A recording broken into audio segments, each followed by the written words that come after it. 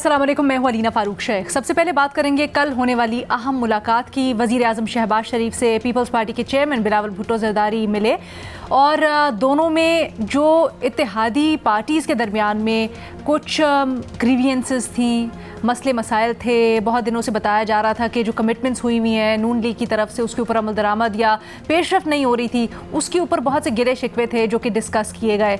दो अहम चीज़ें जो कि डिस्कस की गई हैं उनमें यह है कि पीपल्स पार्टी के जनरल तहफ़्फ़ुज़ात वफाकी हुकूमत में पावर शेयरिंग से मुतल्लिक, लेकिन ख़ासकर जो पंजाब में पावर शेयरिंग से मुतल्लिक तहफ़्फ़ुज़ात हैं उसके ऊपर बड़ा फोकस किया बिलावल ने और उसके मामले को डिस्कस किया गया। और उसमें पेशरफ्त ये हुई है कि इतवार को एक इजलास होगा गवर्नर हाउस लाहौर में, जिसमें दोनों पार्टीज़ की जो कोऑर्डिनेशन कमेटी है उनकी मुलाकात होगी और मुख्तलिफ ज़राए के मुताबिक ये तय किया जाएगा या कोई वे फॉरवर्ड निकाला जाएगा कि किस तरह से जो बाकी मामलात रह गए उनके ऊपर अमल दरामद हो और बेहतर कोऑर्डिनेशन हो सके पंजाब के मामले में खुसूसी तौर पर। अब इसको हम पहले भी कई दफ़ा डिस्कस कर चुके हैं कि पंजाब में पाकिस्तान पीपल्स पार्टी चाहती है कि उनको बड़ा शेयर मिले, हुकूमत में अहम ओहदे मिलें, ब्यूरोक्रेसी में अहम उनका से हो, शराकतदारी हो, फैसलादारी हो, फैसला साजी में उनकी शराकतदारी हो। ये अभी का मामला नहीं बल्कि बजट से पहले ये ख़ास तौर पर उठा जब पाकिस्तान पीपल्स पार्टी की तरफ से मिक्स सिग्नल्स आए बजट को अप्रूव करने के मामले पर। अब ये जब मामला और तहफ़्फ़ुज़ात सामने रखे हैं और इसके ऊपर पेशरफ्त की यकीन दहानी करवाई गई है तो इसको ज़रा समझने की कोशिश करते हैं। पंजाब में पावर शेयरिंग के मामले पर किसका फ़ायदा, किसका नुकसान, क्या हो सकता है।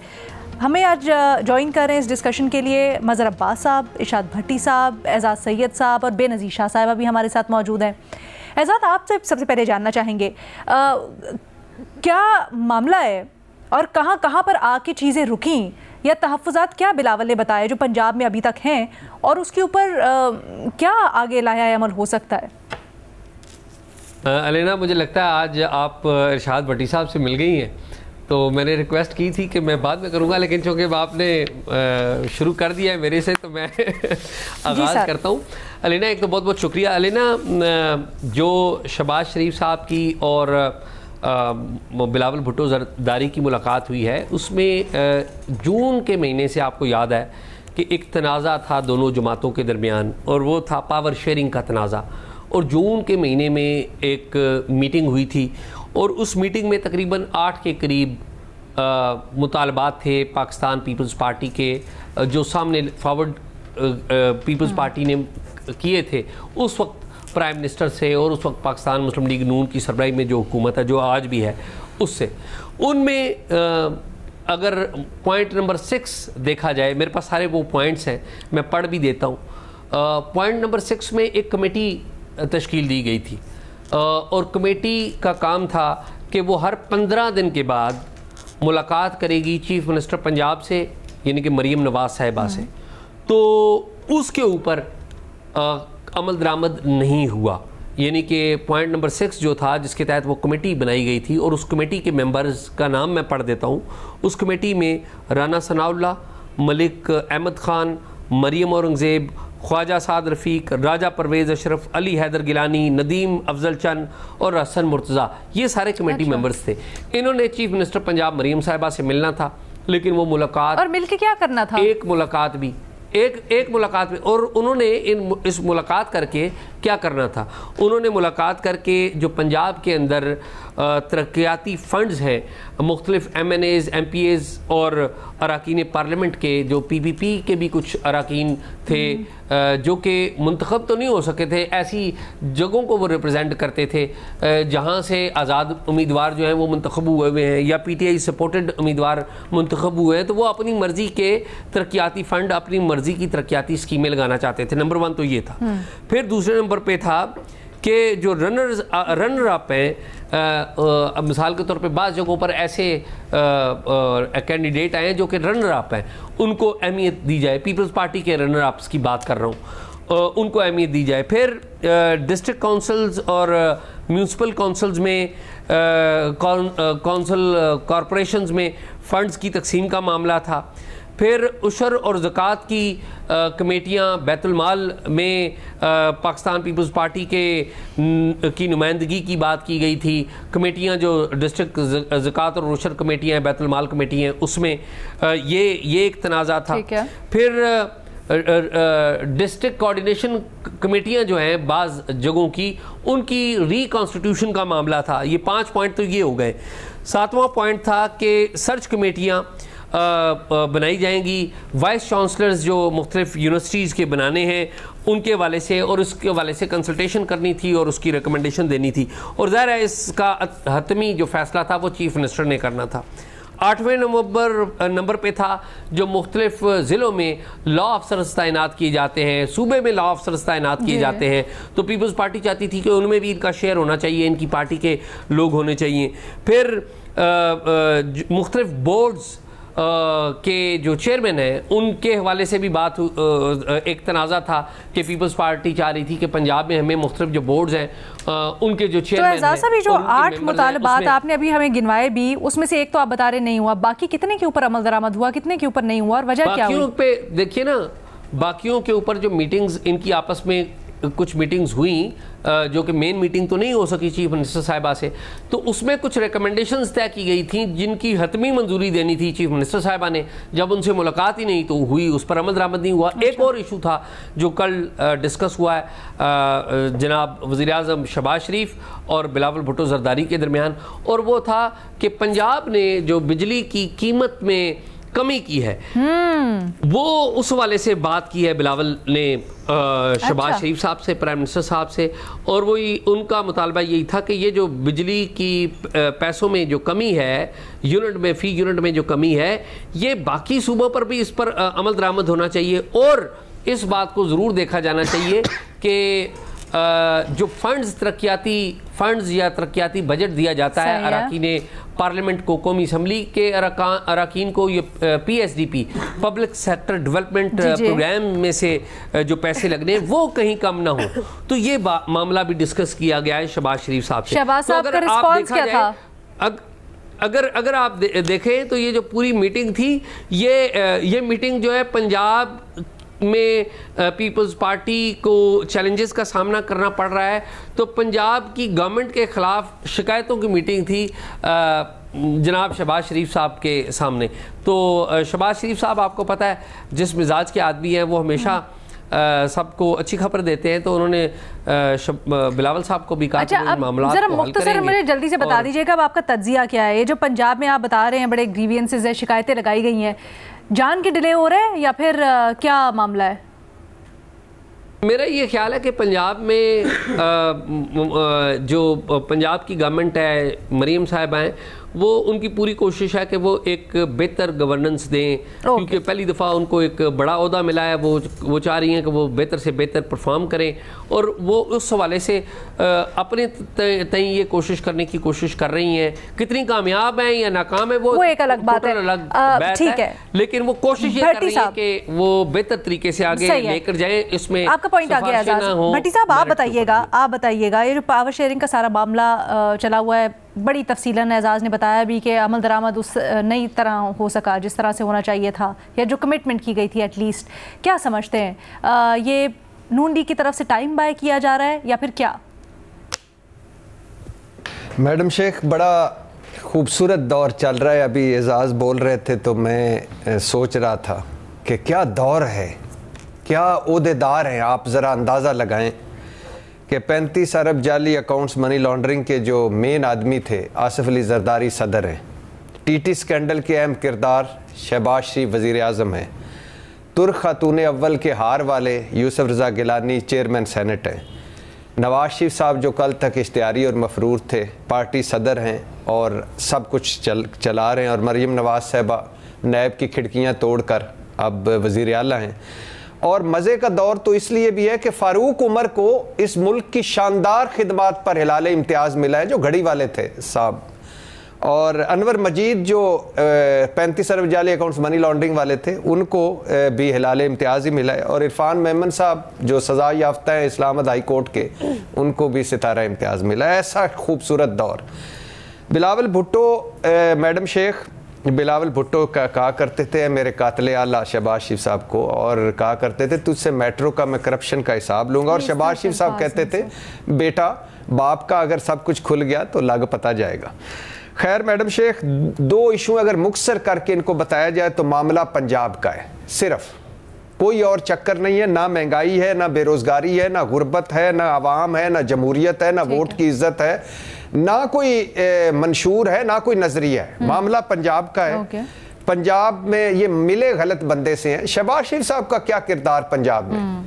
मरियम नवाज साहबा शहबाज शरीफ साहब की कितनी मानेंगी भला?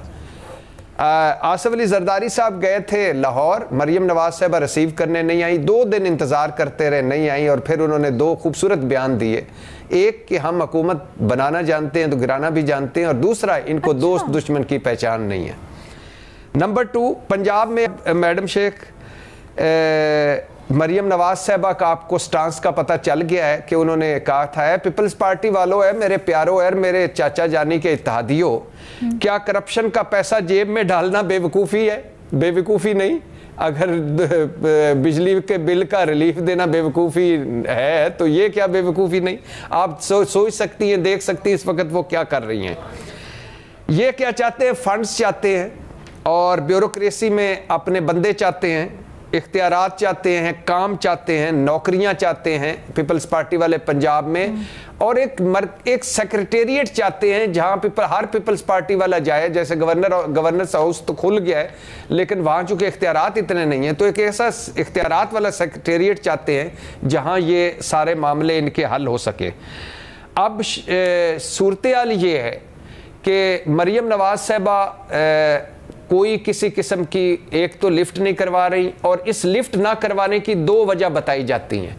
एक कि वो जो एजाज ने बताया कि फेस सेविंग के लिए कि जी गवर्नेंस परफॉर्मेंस पे कंप्रोमाइज़ नहीं होगा, कोई सिफारिश नहीं लगेगा, वगैरह वगैरह।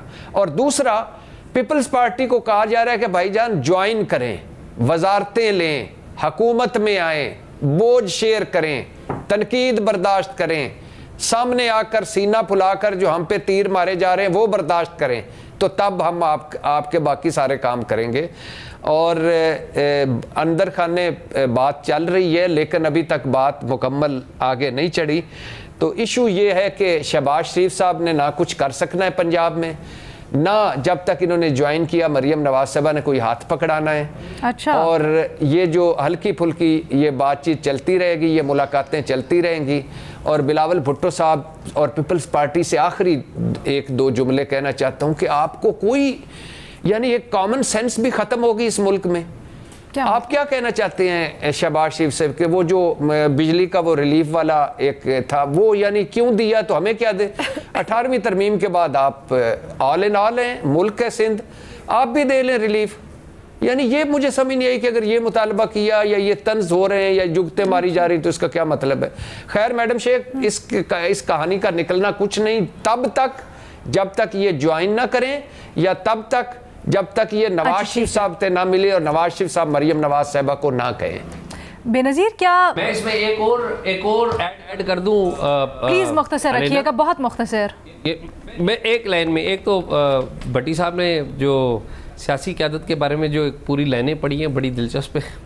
खैर भट्टी साहब को सियासतदानों को कंकर मारते हुए पत्थर मारते हुए मज़ा आता है, लेकिन एक और बात थी जो बिलावल ने उठाई है, और वो बात यह है कि फेडरल गवर्नमेंट ने सिंध के जो फर्स्ट क्वार्टर के जो पैसे हैं वो जारी नहीं किए। अच्छा। तो इस पर भी बिलावल भुट्टो ने एहतजाज किया है प्राइम मिनिस्टर से, और प्राइम मिनिस्टर ने हमारी इतलात के मुताबिक यकीन दिलाया है कि वो पैसे जारी करेंगे, और जाहिर है वो सिंध की तरक्की के लिए, सिंध में जो तरक्याती काम होने उनके लिए। बेनज़ीर, आपकी इसके ऊपर क्या राय है? कितनी स्पेस बिलावल या पीपल्स पार्टी अपने लिए पंजाब में ले सकती है नून लीग से? अलीना, मैं तो इस मामले पे बहुत क्लियर हूँ कि इस वक्त मुस्लिम लीग नून किसी को स्पेस पंजाब में नहीं देगी। वफाक में दे देगी, वजारतें भी दे देगी, वजारतें पंजाब में नहीं देगी, और स्पेस भी किसी को नहीं देगी, क्योंकि इस वक्त मुस्लिम लीग नून की सर्वाइवल की जंग है पंजाब में। इस इलेक्शन के बाद पंजाब जो मुस्लिम लीग नून का गढ़ था उसके वोट बैंक को पीटीआई ने इतना नुकसान पहुंचाया है कि इस वक्त तो हम सवाल पूछ रहे हैं, नवाज शरीफ साहब की सीट पे सवाल पूछ रहे हैं कि क्या उन्होंने लाहौर वाली सीट जीती है या नहीं। तो इसकी वजह से मेरी राय में इस वक्त मुस्लिम league Noon back to basics जा रही है। बैक टू बेसिक्स का मतलब बैक टू पंजाब। यहाँ पे बैठ के पंजाब में अपने वोट बैंक को आप पहले सिक्योर करें, फिर आप नेशनल लेवल की पॉलिटिक्स करेंगे। इस वक्त इसलिए नवाज शरीफ साहब की सारी तवज्जो पंजाब पे है। ये एक ऐसी सियासी जमात जो इलेक्शन से पहले नेशनल लेवल की पॉलिटिक्स कर रही थी कि नवाज शरीफ साहब जो हैं वो चौथी बार वजीर आजम बनेंगे। इस वक्त नवाज शरीफ साहब के सारा का सारा फोकस क्या है? पंजाब है, क्योंकि उनके लिए ये एक सर्वाइवल मोड है कि यहाँ पे अपने वोट बैंक दोबारा से सिक्योर करना है, बढ़ाना है, फिर बाकी जाके नेशनल लेवल पे पॉलिटिक्स करनी है। तो मुझे नहीं लगता कि वो पंजाब में मुस्लिम लीग नून कोई भी वजारतें जो है पीपल्स पार्टी को देगी। हाँ, अगर अकोमोडेशन होगी जो थोड़ी बहुत इस वक्त पीपल्स पार्टी को की भी गई है। कुछ हफ्ते पहले पब्लिक अकाउंट्स कमेटी की चेयरमैनशिप पीपल्स पार्टी को दी गई है, अली हैदर गिलानी साहब को दी गई है। उसके बाद जो दूसरा है वो ब्यूरोक्रेसी होगी। ब्यूरोक्रेसी में कुछ एरियाज हैं जहाँ पे कुछ हल्के हैं जो पीपल्स पार्टी के हैं, खासतौर पे साउथ पंजाब में, वहाँ पे ब्यूरोक्रेसी में पीपल्स पार्टी को अकोमोडेट किया जाएगा। और ये कुछ महीने पहले भी इस किस्म की बातें चल रही थी। जैसे अभी एजाज कह रहे थे कि जो रनर अप हैं पीपल्स पार्टी के कुछ हलकों में, कुछ एरियाज में पंजाब में, उनको ये मैसेज भिजवाया गया था कि हम आपको ब्यूरोक्रेसी में अकोमोडेट करेंगे, मतलब आपसे मशवरा लेके बातचीत करके, जैसे जो होता है चेंजेस होते हैं ब्यूरोक्रेसी में, इन किस्म की चीज़ों में जो आपके काम हैं वो हम करवा लेंगे। हाँ, इस पे उतना शायद काम नहीं हुआ जितना पीपल्स पार्टी चाहती थी, जिसकी वजह से ये शिकायतें लेके वहाँ पे गए। अब इस पे पीपल्स पार्टी को क्या कोई फ़ायदा होगा? मेरा नहीं ख्याल है। अगर इतनी भी स्पेस मिल जाती है, क्योंकि इस वक्त पीपल्स पार्टी का कोई ख़ास वोट बैंक नहीं है पंजाब में और ना ही वो हुकूमत में है। नुकसान किसका होगा? मुस्लिम लीग नून का, क्योंकि अगर कल को कोई ब्यूरोक्रेसी का या इस किस्म का कोई स्कैंडल बनता है तो फेस ऑफ द गवर्नमेंट और फेस मुस्लिम लीग नून ही है पंजाब में, तो नुकसान होगा, उनको ही होगा। और आखिरी बात मैं कहना चाहूँगी, आज ये भी कुछ बात चल रही थी कि शायद कोई किसी कानून साजी पे भी बात हुई है। हाँ, बिलावल भुट्टो ज़रदारी और शहबाज शरीफ साहब के दरमियान के शायद कोई कानून है जो पीर के दिन जो है नेशनल असेंबली में टेबल किया जाएगा। मुझे नहीं पता अलीना, बट हो सकता है कि शायद ये वही बिल है जिस पे पहले भी बात हो रही थी, रिटायरमेंट की जो उम्र है उसको बढ़ाने की। तो हो सकता है कि उस पर बात हो, क्योंकि इस वक्त नेशनल असेंबली के आज ही मैं नंबर देख रही थी तो हुकूमत को तकरीबन अगर उनके साथ JUIF मिल जाती है तो 5-6 वोट या 4-5 वोट सही होंगे और वो कॉन्स्टिट्यूशन अमेंडमेंट कर सकते हैं। अच्छा, क्योंकि ये बात हमारी टॉपिक से डाइग्रेस कर रहा था तो मैंने बिल्कुल अलग से आखिरी के लिए बचा के रखा हुआ था कि इसके ऊपर एक क्विक कमेंट ले लेंगे। एक चीज मुझे जरूर बताइएगा, पंजाब के तनाजुर कुछ वोट पीटीआई के तोड़े जाते हैं और हो सकता है इसमें पीपल्स पार्टी की मदद मांगी जाए कि आप कुछ पीटीआई के कुछ वोट हमारे लिए लेके आए ताकि हम ये कानून जो है या ये जो कॉन्स्टिट्यूशनल अमेंडमेंट है इसको पास हो सकता है कि ये एक बिल हो जो हम अगले हफ्ते देखें टेबल होते हुए। अच्छा बेनज़ीर, पंजाब के तनाजुर में एक चीज़ बताइएगा, पीपल्स पार्टी के पास कितनी गुंजाइश है? क्या आपको लगता है वैसे वो संजीदा भी हैं अपने इन मुतालबात के लिए या इन डिमांड्स को मनवाने के लिए? और अगर ऐसा है तो क्या उनकी हिकमत अमली सही है? नहीं, देखिए, पंजाब पीपल्स पार्टी के लिए सिक्योर करना तो बहुत ज़रूरी है, क्योंकि अगर आप अगले इलेक्शन में जीतना चाहते हैं और हुकूमत बनाना चाहती है पीपल्स पार्टी तो आपको पंजाब में तो वोट चाहिए होंगे। अगर बिलावल भुट्टो ज़रदारी को वज़ीर आज़म बनाना चाहते हैं तो बिल्कुल संजीदा है, लेकिन इस वक्त उनको कोई स्पेस नहीं मिलने वाली, क्योंकि इस वक्त मुस्लिम लीग नून जो है वो अपने लिए स्पेस बना रही है दोबारा से पंजाब में। लेकिन वो मज़हब साहब कहा जाता है ना, स्पेस तो निकालनी पड़ती है फिर, अगर चाहे तो क्या पीपल्स पार्टी के पास इतनी गुंजाइश है कि वो अपने लिए स्पेस निकाल सकती है या डिमांड्स अपनी मनवा सकती है पंजाब के लिए? देखिए, बड़ी दिलचस्प मीटिंग है ये। इस मीटिंग में जो वजह तनाज़ा है वो तो बना था मरियम नवाज़ साहिबा और मुराद अली शाह के दरमियान, और दोनों ही इस मीटिंग में मौजूद नहीं थे। यानी आप पंजाब के एक एग्रीमेंट को इम्प्लीमेंट कराने जा रहे हैं और पंजाब के चीफ़ मिनिस्टर वहाँ मौजूद नहीं है और ना ही सिंध के चीफ़ मिनिस्टर मौजूद हैं। तो पहले तो सिंध के चीफ़ मिनिस्टर चले आप छोड़ दें, बिलावल भुट्टो वहाँ मौजूद हैं, उधर नवाज़ शरीफ, लेकिन पंजाब में की जो चीफ़ मिनिस्टर हैं उनकी प्रेजेंस मेरा ख़्याल है बहुत ज़रूरी थी, चूँकि उसके बहुत सी वजूहात हैं। पीपल्स पार्टी पंजाब में पॉलिटिक्स नहीं कर रही, पीपल्स पार्टी पंजाब में शेयर मांग रही है। पीपल्स पार्टी की पंजाब में पॉलिटिक्स बनती ही उस वक्त है जब वो नून लीग को हेड ऑन ले।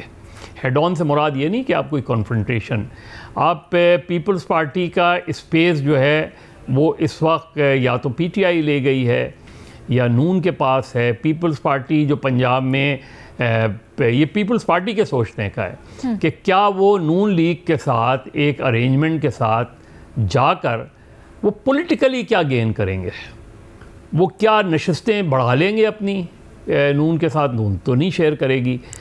यहाँ तो उनका बनता ही इस वजह से था कि वो नून लीग को भी एज एन अपोजिशन पार्टी लें, यानी नून लीग की अपोजिशन करें और साथ में पीटीआई की भी करें, ताकि वो इमर्ज होके आए थर्ड। क्योंकि उन्होंने जो अपना वोट बैंक लूज़ किया है और कंसिडरेबली लूज़ किया है उन्होंने, वो इन्हीं दो पार्टियों की वजह से लूज़ किया है।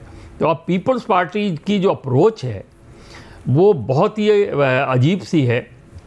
ऐसा लग रहा है कि बस वो हुकूमत में कुछ शेयर चाह रहे हैं, कुछ डेवलपमेंट फंड्स चाह रहे हैं, इसके अलावा वो पॉलिटिक्स नहीं कर रहे। मुझे पंजाब में पीपल्स पार्टी सियासत करती नज़र नहीं आ रही। हाँ, सदर्न पंजाब में आप चले जाएं, यूसुफ रज़ा गिलानी और उनकी औलादों के दरमियान तकसीम है सीटें, इसके अलावा क्या है पीपल्स पार्टी के पास उधर पंजाब में। और ये जो मेरा ख्याल है अप्रोच है पीपल्स पार्टी की, इससे पीपल्स पार्टी को तो बिल्कुल भी कोई फ़ायदा नहीं पहुंचना। हाँ, नून लीग जो है वो अकोमोडेट इसलिए कर रही है क्योंकि लार्जर गेम में ज़ाहिर है पीपल्स पार्टी के साथ नून लीग का बनता है।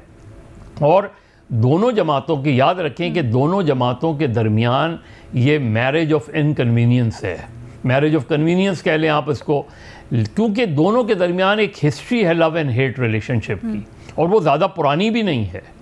वो 2020 से अगर आप देख लें तो 2020 में पीपल्स पार्टी निकली ही पीडीएम की वजह से, या निकाली ही पीडीएम की वजह से बिकॉज ऑफ पीएमएलएन। और पीएमएलएन तो ये जो इस वक्त सिचुएशन है, इस वक्त तो ये कि चूँकि इमरान खान सामने हैं, पीटीआई अपोजिशन, तो लिहाजा दोनों का इकट्ठा होना ज़रूरी है। लेकिन मुझे जो मेन इशू था जिसकी वजह से ये मीटिंग रखी गई थी, उसको तो वो रिजॉल्व होते तो नज़र ही नहीं आया, इसलिए कि उसमें जो दोनों वो थे वो उनकी प्रेजेंस ज़रूरी थी। मुराद अली शाह साहब को भी होना चाहिए था इस मीटिंग में और मरियम नवाज़ साहिबा को भी होना चाहिए था, क्योंकि याद रखें कि मरियम नवाज़ साहिबा ने बड़ी सीरियस अक्यूज़ किया था जो सिंध गवर्नमेंट को, उसकी तरफ, उस तरफ से तो कोई बोल नहीं आया। तो मुझे इसका कोई आउटकम बहुत ज़्यादा पॉजिटिवली होता नज़र नहीं आता। हाँ, कुछ चीज़ें होंगी, मेरा ख्याल है इतवार को जो मीटिंग होगी कुछ चीज़ें हो जाएंगी, कुछ क्योंकि गवर्नमेंट में जब ज्वाइन करेंगे, अगर देखिए पंजाब गवर्नमेंट अगर वो होगा तो फिर फेडरल और पंजाब गवर्नमेंट दोनों ही ज्वाइन करनी पड़ेगी, क्योंकि नून लीग तो चाहती है कि पीपल्स पार्टी फेडरल गवर्नमेंट में भी आए, पंजाब में भी आए। तो ये तो नहीं हो सकता कि आप फेडरल गवर्नमेंट में नहीं जाएं और पंजाब गवर्नमेंट में चले जाएं। तो मेरा ख्याल है अभी कोई चीज़ें बहुत ज़्यादा आगे बढ़ती नज़र नहीं आ रही। ठीक है। अच्छा एजाज़, जाते जाते क्विकली अगर आप हमें बता सकें, एक लाइन जो रिपोर्ट हो रही है बड़ी इंटरेस्टिंग थी कि एक खुफिया कानून साजी पर दोनों के दरमियान में तबादला ख्याल हुआ, उस कानून साजी को खुफिया रखने पर इत्तफाक भी हुआ, और फिर एक पीर के इजलास में बुलाया जाएगा तो फिर उस हवाले से पेशरफ्त होगी। कोई इत्तलात है आपके पास, ये खुफिया कानून साजी क्या है? जी, ये खुफिया कानून साजी नहीं है, ये आइन साजी करने की कोशिश है। और मेरी इतलात के मुताबिक जो मौजूदा गवर्नमेंट है वो जो प्यूनी जज है मंसूर अली शाह, मौजूदा जो गवर्नमेंट है या मौजूदा सेटअप कहें तो ज़्यादा बेहतर होगा, वो नहीं चाहता कि मंसूर अली शाह जो है वो अगले चीफ जस्टिस बने, और उनको चीफ जस्टिस बनने से रोकने के लिए एक कानून साजी है वो उससे तैयार कर लिया गया है और उसको पेश करने की तैयारियां हैं। क्योंकि जो स्पीकर कौमी असम्बली थे वो मौजूद नहीं थे, आज वो बैरून मुल्क गए हुए हैं इजलास में एक सरकारी विज़िट के ऊपर, और डिप्टी स्पीकर भी किसी वजह से मौजूद नहीं है, और अरकान कौमी असम्बली भी मौजूद नहीं थे, इसलिए वो कानून साजी अभी नहीं हो सकी। लेकिन मेरी इतलात के मुताबिक वो कानून साजी की जाएगी। और उसकी अटैम्प्ट ज़रूर की जाएगी और अल्टीमेटली ये सुप्रीम कोर्ट ऑफ पाकिस्तान में भी ये चैलेंज होगी। इस पर मैंने तफसील से हमने टॉक शॉक में भी बात की है, लेकिन आपने जो कि खबर मांग ली है अब आपके पास खबर पहले चली गई है, तो तफसील से हमने टॉक शॉक पे इस पे बात की है। ये साथ साथ अपने प्रोग्राम की मशहूरी भी कर दी है एजाज ने, चले कोई बात नहीं, बट ये खबर जो है आपको खबर दे दी अपने प्रोग्राम की, तो फिर इतना तो बनता नहीं। बट ये जो आप खबर बात कर रहे हैं, जो आप बात कर रहे हैं, अगर इसी तरह की कोई कोशिश है, ये बहुत बड़ी खबर होगी और फिर अगर मटीरियलाइज होती है हम उसके ऊपर तज्जिया तबसरा भी करेंगे। लेट्स सी क्या होता है इस बारे में। अभी स्पेकुलेशन होगी इस तरह की कोई बात करना, बट एजाज अपनी खबर को ऑन करें, इसके ऊपर छोटी सी ब्रेक लेते हैं, वापस आएंगे दूसरे इशू पर बात करेंगे। Welcome back. कल पाकिस्तान तहरीक इंसाफ का जलसा तो मुलतवी हुआ, लेकिन जिस तरीके से इस सारे मामले के लिए राब्ताकारी हुई जेल से अंदर और फिर बाहर, उसने एक नई बहस छेड़ दी है और मुख्तलिफ जावियों से इसका तज्जिया हो रहा है। कुछ लोग ये समझते हैं कि जो पैगाम रसानी हुई वो मुक़्तदरा की तरफ से, इस्टेब्लिशमेंट की तरफ से इमरान खान को पैगाम भेजा गया। दूसरा धड़ा ये नहीं मानता, जैसे बैरिस्टर सैफ वगैरह का बयान ले लीजिए, पाकिस्तान तहरीक इंसाफ के अपने रहनुमा इससे बिल्कुल मुख्तलिफ बयान दे रहे हैं। लेकिन इस पूरी सिचुएशन का तज्जिया कुछ यूँ भी किया जा रहा है कि अगर खान साहब तक ये बयान पहुँचाया गया और वाकई इस्टेब्लिशमेंट की तरफ से पहुँचाया गया कि सूरत हाल अमन व अमान की ख़राब है और इसको मज़ीद गज़ पहुँच सकती है, और इमरान खान साहब इस बात पर जलसा मुलतवी करने के लिए मान गए, तो क्या इस सूरत हाल को इस तरह से इंटरप्रेट किया जा सकता है या इसका तज्जिया किया जा सकता है कि कुछ मुस्बत हो रहा है पाकिस्तान तहरीक इंसाफ और इमरान खान के लिए? यही सवाल अपने तज्जियाकारों के सामने हमने रखा है। आपकी राय सबसे पहले जानना चाहूँगी बेनज़ीर, क्या समझती हैं जलसा मुलतवी करना एक मुस्बत कदम के तौर पर लिया जाएगा? अलीना, ये सवाल तो वैसे बनता है कि इमरान खान साहब ने जेल से पैगाम कैसे भिजवाया आज़म स्वाति साहब को, और आज जो कोर्ट रिपोर्टर्स हैं वो ट्वीट भी कर रहे थे कि ये पूछा भी गया उनसे कि आपने वो कौन सा फ़ोन इस्तेमाल किया, किसने आपको ला के दिया फ़ोन, कैसे आपने उनको बुलाया सुबह के 7 बजे। तो उन्होंने, जो कोर्ट रिपोर्टर्स कह रहे थे कि उन्होंने जवाब नहीं दिया, उन्होंने कहा आप ये बात रहने दें, और वो हंसने लगे। तो सवाल बनता है कि सुबह 7 बजे मीटिंग हो, ये कोई नॉर्मल तो नहीं है। जेल अक्सर अगर गलत नहीं हो तो 8-9 बजे जाके खुलते हैं। तो ये सवाल ज़रूर बनता है, और ये जो भी हुआ है ये पार्टी के लिए तो अच्छा नहीं है, क्योंकि फिर से एक चीज़ सामने आ गई है कि पार्टी के अंदर ग्रुपिंग्स हैं, पार्टी में एक्सेस का मसला है, एक शिकायत है बहुत से लोगों में, जो हमाद अज़हर साहब भी बात कर रहे थे कि हमें एक्सेस नहीं मिलता। कुछ लोग हैं जो इमरान खान साहब से जाके मिलते हैं। और एक तीसरी चीज़ भी अलीना, आप देखें कि इमरान खान साहब ने आज खुद भी कहा अदालत में कि एक हमें ख़दशा भी था कि अगर ये जलसा होता तो कहीं 9 मई जैसा कोई वाक़या ना हो जाता। ये एक खौफ रहेगा मेरे ख़्याल से जब भी पीटीआई जलसा करने लगेगी कि कहीं वाक़यात जो हैं, मामलात जो हैं, वो हमारे हाथ से ना निकल जाएं और फिर से हमारी पकड़ दकड़, जो थोड़े बहुत लोग बाहर हैं उनकी फिर से पकड़ दकड़ शुरू हो जाए। लेकिन मैं ये भी कहूँगी अलीना कि ये भी एक दोबारा से एक मिसाल है कि इमरान खान साहब की जो सियासत है वो सारी की सारी मैं और मैं है। क्योंकि इनके जो बयानात अलीमा खान साहिबा लेके आई हैं बाद में इमरान खान साहब के, उससे ऐसा लग रहा है कि इमरान खान साहब अपनी ही पार्टी को अंडरमाइन कर रहे हैं। अलीमा खान साहिबा आज कह रही थी कि इमरान खान साहब से जो लीडरशिप पीटीआई की क़यादत है वो जाके मिली और उनसे कहा कि आप जलसा जो है वो कैंसिल कर दें, जिसमें इमरान खान साहब बड़े गुस्से में आ गए और उन्हें वार्निंग दी कि अगर आप 8 सितंबर को नहीं करेंगे जलसा तो हर हालत में होना चाहिए। तो आप एक तो फैसला खुद करते हैं, फिर आप उसको ओन भी नहीं करते, उसकी जिम्मेदारी भी नहीं लेते थे और पूरी की पूरी पार्टी की क़यादत पर डाल देते हैं। इससे प्रॉब्लम ये है लीना कि मैसेज जो आपके वोटर्स और सपोर्टर्स को जाता है वो ये जाता है कि मैं जलसा कराना चाहता हूँ, मैं सही फैसले कर रहा हूँ, लेकिन ये जो मेरी क़यादत है ये रुकावट बनी हुई है। और फिर उनका गुस्सा निकलता किस पे है? क़यादत पे निकलता है। तो अच्छी डेवलपमेंट पार्टी के लिए नहीं है। एक तो रिफ्ट सबको नज़र आ रहा है और दूसरा इमरान खान साहब अभी भी कोई जिम्मेदारी नहीं ले रहे पार्टी में। भट्टी साहब, कल आपने हमें खबर भी दी और आपने बताया कि आपकी इतलात के मुताबिक किस तरह से ये सारी राब्ताकारी हुई। क्या समझते हैं ताकतवर हलकों में इसको कैसा लिया जाएगा? क्या इसको एक कॉन्फिडेंस बिल्डिंग मेजर के तौर पर लिया जा सकता है खान साहब की तरफ से? पहली बात तो ये मैडम शेख कि ये लफ्ज़ जो आपने लगाया ना, तशवीशनाक, ये लफ्ज़ गलत है। दिलचस्प है, मज़ेदार है, स्पाइसी है। तशवीशनाक तो किसी सूरत में भी नहीं है। हाँ, अगर आप मुस्लिम लीग नून की ऐनक पहन के देखें तो तशवीशनाक है, लेकिन अगर आप पाकिस्तान तहरीक इंसाफ की ऐनक पहन के देखें तो बड़ा मज़ेदार है। पार्टी क्या कह रही है पाकिस्तान तहरीक इंसाफ की? वो कह रही है पार्टी अभी शुरू हुई है, और मैं बेनज़ीर साहिबा से बिल्कुल मुत्तफिक नहीं हूँ। पाकिस्तान तहरीक इंसाफ का सबसे बड़ा मसला, सबसे बड़ा जो क्राइसिस है वो है उनकी एक अनवांटेड किस्म या वांटेड किस्म की एस्टेब्लिशमेंट से लड़ाई, तनाव, ये रिफ्ट, ये वर्कर को पैगाम जाना, ये सारी ऐसी बातें हैं। ये जो तनाव जिस दिन ख़त्म हो गया उस दिन देखिए कितने इनके मसाइल ख़त्म हो जाएंगे। ये जो बेनिफिशरी हैं मैंडेट लेस फार्म 47 की हुकूमत, ये किस वजह से इक़्तिदार में आके बैठी है कि उधर लड़ाई है। तो ये पार्टी को बड़ा अच्छा मैसेज गया है, सारे अंदर खाने खुश हो रहे हैं पाकिस्तान तहरीक इंसाफ के, और वर्कर्स उनसे पूछें, टीवी पे बैठ के बड़ा कहना आसान होता है, वर्कर्स को अच्छा मैसेज नहीं, 3 साल से मारे खा रहे हैं, पर्चे सह रहे हैं, थाने कचहरियों हवालातों में घरों से भाग रहे हैं, तो उनको भी कोई चैन या सुकून की एक उन्होंने पॉजिटिव खबर सुनी। लेकिन इसको पॉजिटिव कहना और इस पे कोई ब्रिज बना के आगे जाना ये कबल अज वक्त है। लेकिन 2-3 सवालों के जवाब बड़े इमरान खान साहब से आज जब उनसे पूछा गया, एक तो उनसे पूछा गया कि रात के पिछले पहर आपने आजम सवाती को पैगाम किसके जरिए भिजवाया, पैगाम रसान कौन था, फोन की सहूलत कैसे मिली? वैसे वो नेटवर्क तो पकड़ा गया, मोहम्मद अकरम समेत सारे पकड़ा गया, तो फिर फोन कहां से आया बटनों वाला? खैर इस इमरान खान साहब ने कहा इसका, हाँ जी बताता हूँ, इसका जवाब रहने दें। इमरान खान हल्का सा मुस्कुराए। अच्छा, और आजम सवाती बैरिस्टर गौर को अगला सवाल हुआ कि सुबह सुबह आपसे मिलने की इजाजत कैसे मिली? आजम सवाती को एक फोन और भी गया था, वो फोन किसका था? इसे भी छोड़ें, आगे बढ़ें। अब आइंदा जलसा मनसूख नहीं करूंगा इमरान खान। और आखिरी सवाल बड़ा मजे का था।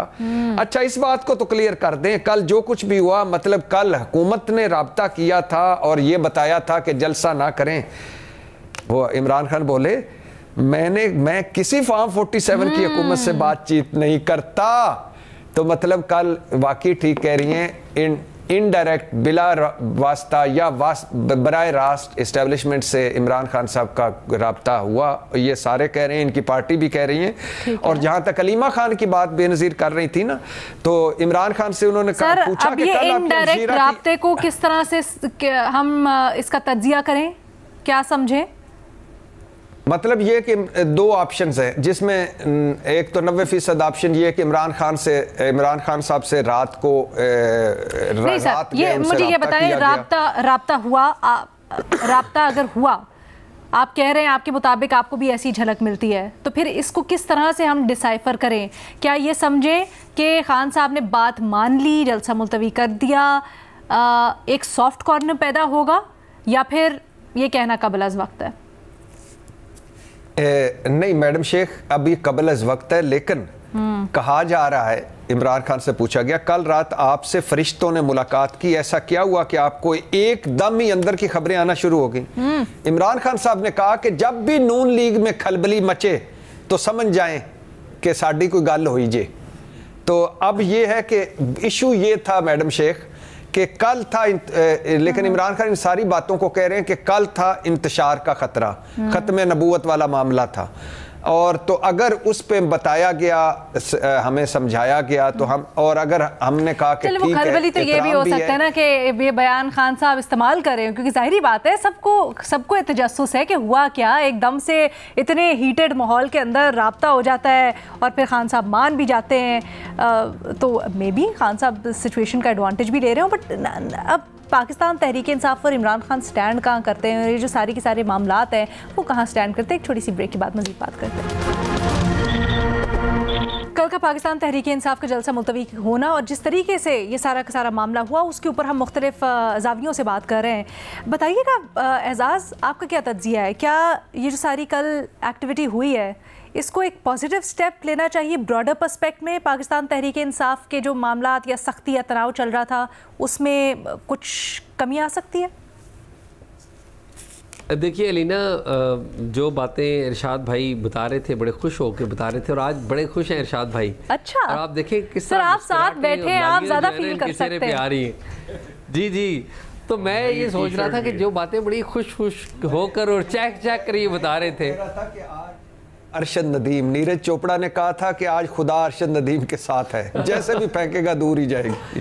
तो मैं अर्ज ये कर रहा था कि जिस तरह ये खुश होकर चहक चहक कर ये इन्फॉर्मेशन दे रहे हैं कि राब्ते हो गए और ये हो गया, देखिए बात ये है कि इस मुल्क में प्रॉब्लम हम सारे क्या डिस्कस करते हैं। प्रॉब्लम इमरान खान साहब के दौर में भी यही था, प्रॉब्लम शहबाज शरीफ साहब के दौर में भी यही है, और प्रॉब्लम उससे पहले जनाब नवाज शरीफ साहब के दौर में भी यही था। और प्रॉब्लम क्या है? प्रॉब्लम ये है कि आप कोई भी जो इलेक्टेड गवर्नमेंट होती है या कोई भी सिविलियन गवर्नमेंट कह लें तो ज़्यादा बेहतर होगा, उसको आप हमेशा इनसिक्योर रखते हैं, आप चलने नहीं देते, आप एट द सेम टाइम कहीं और भी जुड़े होते हैं, हुकूमत के साथ भी जुड़े होते हैं, अपोजिशन के साथ भी जुड़े होते हैं। देखिए एक बात तय कर लें, इस मुल्क में वज़ीर आज़म इमरान खान हो, वज़ीर आज़म शहबाज शरीफ हो, वज़ीर आज़म नवाज शरीफ हो, वज़ीर आज़म बिलावल हो, वज़ीर आज़म मरियम हो, कोई भी हो वज़ीर आज़म, एक बात तय कर लें आप कि वज़ीर आज़म मुल्क का सरबराह और मुल्क का सबसे बड़ा होगा, और वो सबसे ज़्यादा उसको हम रिस्पेक्ट करेंगे, तमाम इंडिविजुअल भी, तमाम इदारे भी, यानी कि हम सिविलियन सुप्रीमेसी को मानेंगे, और वज़ीर आज़म भी अदब और एहतराम से पार्लियामेंट को अपना सुप्रीम अदारा मान ले और पार्लियामेंट को जवाबदेही हो। जब ये चीज़ें हम मानने के लिए तैयार नहीं है, मरियम जब जेल में थी तो उनसे राब्ते थे, अब ये इमरान खान साहब की पूरी कोशिश है कि इनसे राब्ते हों।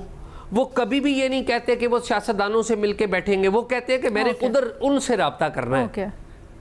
और जो बाकी जमातें, उनका भी हालत यही है कि उनसे राब्ता करना है। ये उनसे राब्ता कर करके उनको बहुत खराब कर दिया है, और सूरत हाल ये हो गई है कि उनकी क्रेडिबिलिटी भी खराब हो गई है। वैसे आपको ये तासुर क्यों है कि हुकूमत को ऑन बोर्ड नहीं लिया गया होगा, या हुकूमत किसी तरह से इनसिक्योर है, ये क्यों तासुर है आपको?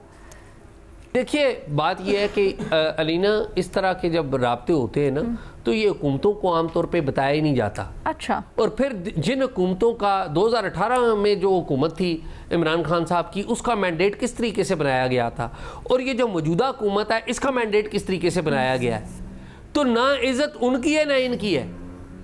तो ये जब आप किसी को अहम ही नहीं समझते और आप ये कहते हैं कि इनका मैंडेट तो हमें पता है ना, कि हम भी तो कोई रोल था ना। बड़ी इंटरेस्टिंग तज्जिया है या रीडिंग है एजाज की। मज़र अब्बास साहब, डू यू थिंक इस जाविये से हमें इसको रीड करना चाहिए? अच्छा, एक चीज़ तो आप ये समझ लें कि जेल के बाहर जो चीज़ें मैसेजिंग होती है उससे ज़्यादा जेल के अंदर से हो सकती है। जेल के अंदर कोई ऐसा गैर कानूनी काम है जो नहीं हो सकता। तो आप चाहे मोबाइल फ़ोन हो, आपको पता है कि वो डैनियल पर्ल केस में शेख उमर जिसको सज़ाए मौत हुई थी, उसकी डेथ सेल से 9 इंटरनेशनल सिम्स भी रिकवर्ड हुई थी। तो हर चीज़ जेल के अंदर से हो सकती है। तो इमरान खान हो, नवाज शरीफ हो, जरदारी हो, कोई भी हो, जेल के अंदर जो फैसिलिटी अवेलेबल है वो जेल के बाहर भी अवेलेबल नहीं है उसमें। दूसरे ये कि मेरा नहीं ख्याल कि ये कोई इसको हमें इस पैराए में लेना चाहिए कि कोई बड़ा ब्रेक थ्रू हो गया है, कोई जो है वो राब्ते कायम हो गए हैं। ये प्योरली एडमिनिस्ट्रेटिव चीज़ थी। उनको वाज़े तौर पे ये कहा गया था कि एक serious law and order situation create हो सकती है इसके अंदर, और मेरा ख्याल है उनके अंदर भी, पीटीआई के अंदर भी ऐसे एलिमेंट्स थे जिन्हें ये अंदाज़ा हो रहा था कि ये सिचुएशन कहीं ऐसी ना हो जाए, क्योंकि ज़ाहिर है ख़त्म नबूवत वाला भी मसला वो था। तो मेरा ख्याल है पीटीआई के अंदर भी ये चीज़ थी। हाँ, इसमें जो इम्पॉर्टेंट एलिमेंट है वो अलीमा ख़ान का है। वो कल तो एक ऑडियो थी, आज उन्होंने बाकायदा ये बातचीत की उन्होंने, तो वो तो वाज़े तौर पे मौजूदा पीटीआई की लीडरशिप के सामने आके खड़ी हो गई हैं। वो तो वाज़े तौर पे ये कह रही हैं कि जी ये लोग नहीं वो करना चाह रहे। तो इसका मतलब ये हुआ कि अलीमा ख़ान, या तो देखिए ठीक है वो इमरान खान की बहन है, लेकिन इस वक्त जो वो पोजीशन ले रही हैं वो एक पॉलिटिकल पोजीशन ले रही हैं वो, और वो एक पार्टी को, पार्टी की लीडरशिप को डैमेज कर रही हैं। वो उनका क्या है इस वक्त पीटीआई में, उनका स्टेटस क्या है, अलीमा ख़ान का क्या है? वो कोई ओहदा नहीं रखती, वो कोई ओहदा नहीं रखती ना। और वो पार्टी के जो मरकज़ी लीडर्स हैं उनको कह रही हैं कि ये जो है इस्टेब्लिशमेंट के कहने पर गए थे। वो उनको वो कर रही हैं कि ये बताएं कि ये 7:30 बजे, भाई आप हैं कौन, एक्सेप्ट कि आप इमरान खान साहब की बहन हैं, और बहन के लेवल पे जाहिर है एक भाई की कंसर्न समझ में आती है। लेकिन जब वो रिपीटेडली ये बात कर रही हैं तो इसका मतलब ये है कि आप पीटीआई की जो मौजूदा लीडरशिप है उसको एक ऑकवर्ड पोजीशन में डाल रही हैं। अच्छा, दिस इज़ वेरी इंटरेस्टिंग। क्या आपको लगता है आज जो खान साहब से बात हुई है, ज़ाहिरी बात उनको कन्वे किया गया होगा, अलीमा खान साहबा पर खुद भी गई, तो इस बारे में कुछ हुआ होगा? बल्कि भट्टी साहब, अगर आपके पास या एजाज के पास कोई इत्तलात हैं, बेनज़ीर आपके पास, तो वो भी प्लीज़ ऐड इन कीजिएगा। क्या आप लोगों को लगता है कि अलीमा खान साहबा से कुछ इस बारे में आज खान साहब ने बात की? जी मैडम शेख, कहा गया है और अलीमा खान साहबा को बताया गया इमरान खान साहब की तरफ से कि इशू क्या था। अच्छा। खत्म नबूवत थी, एक 9 मई हमें सामने पड़ जाना था, और इमरान खान ने कहा भी कि सारी पार्टी को जलसा मनसूख होने का रंज है और गुस्सा है, मगर मैं समझता हूँ कि हमने ब्रॉडर पिक्चर में अच्छा फैसला किया और इंतशार से बचने के लिए किया। और उन्हें यह भी कहा गया कि आप मुतात रहा करें या कम से कम एक दूसरे से पूछ के तो बात किया करें। वो लड़ाई क्यों हुई थी बुशरा बीबी और अलीमा खान साहिबा की? वो मैडम शेख कोई 12वीं मरतबा हुई है, लेकिन उस दिन ज़रा ज़्यादा ऊंची आवाज़ में होने लग गई। उनका शुरू से ही ज़ाहिर है एक शादी पे भी नहीं आई थी, शुरू से ही एक इख्तलाफ है, शुरू से ही झगड़ा है बहुत सारे इश्यूज़ पे। तो खान साहब का क्या रिएक्शन था उस दिन? इमरान खान साहब बात उन्होंने 2-3 मरतबा देखा उस तरफ, ज़ाहिर उनसे ज़रा साफ़ी दूर होते हैं, उन्होंने बात जब मुकम्मल किया। लेकिन आज भी भट्टी साहब, आज भी अलीमा खान साहिबा ने बाहर निकल के वही बात की जो कल ऑडियो में थी। एग्जैक्टली। और उन्होंने ये कहा कि इमरान खान की तरफ से उन्होंने जलसा मंसूख कर देगा। मतलब कौन क्या खेल खेल रहा है इसका समझ में नहीं आ रही। मज़र साहब भाईजान, इशू ये है कि इमरान खान साहब ने जलसा मंसूख किया है, इमरान खान साहब ने सबको बुलाया है, इमरान खान साहब सारा कुछ कर रहे हैं। अलीमा खान साहबा अगर बाइडन पर इंतजार लगा दें कि बाबे बाइडन की वजह से हुआ है तो उनकी मर्जी है। कौन होता है जो इमरान खान का जलसा नहीं तो अलीमा खान साहिबा को कोई चुप क्यों नहीं करा रहा? यानी इमरान खान क्यों नहीं चुप करा रहा? लगे रहते हैं। ये इमरान खान साहब को पता है, आपको ये उनका बड़ा एक फेवरेट है कि लड़ाइयाँ चलती रहें, गपशप होती रहे, एक दूसरे पे होते रहे, हल्का फुल्का मुस्कुराते रहे। लेकिन मज़ीद साहब का पॉइंट ये है बेसिकली कि ये जो गपशप या लड़ाइयाँ हैं ये पार्टी को डैमेज कर रही हैं। बेनज़ीर ने भी एग्जैक्टली अभी यही कहा था। नहीं कोई ना, बिल्कुल नहीं, अल्हम्दुलिल्लाह बेफिक्र हो जाए। नहीं, बेफिक्र होने की बात नहीं है। मसला ये है कि इमरान खान साहब की बहन पब्लिकली आके ये कहें कि पार्टी की जो मरकजी लीडरशिप है कि वो इस्टेब्लिशमेंट के कहने पे जाती है, वो ये कहें कि इन्होंने जलसा। मेरे आइडियल मजहर भाई, मेरे ये आइडियल नहीं है बात, ये आइडियल बात नहीं है भट्टी साहब। फारिग लोग हैं, ये फारिग लोग हैं। कौन फारिग लोग हैं? आगे उगे हैं कोई, ये अलीमा खान साहबा, बाकी सारे ये सिर्फ अखबारी बयान है।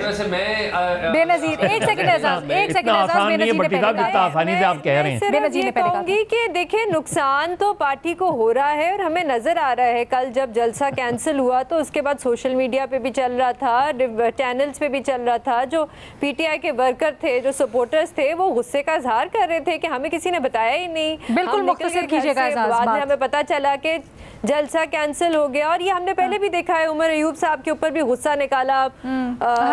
बाकी भी जो पीटीआई की लीडरशिप है वो भी कहती रही है कि हमसे वोटर्स पूछते हैं कि आप क्या कर रहे हैं। चले इस बात को फिर यहाँ पर कंक्लूड कर देते हैं कि हमारी पैनल की जो अक्सरियत है वो ये समझती है कि तहरीक इंसाफ को नुकसान पहुँचता है इस तरह के बयानात का। भट्टी साहब इससे अग्री नहीं कर रहे हैं और भी बहुत सी बातें। आप अपनी राय का इजहार कीजिएगा। आज के प्रोग्राम से इतना ही। अल्लाह हाफ़िज़।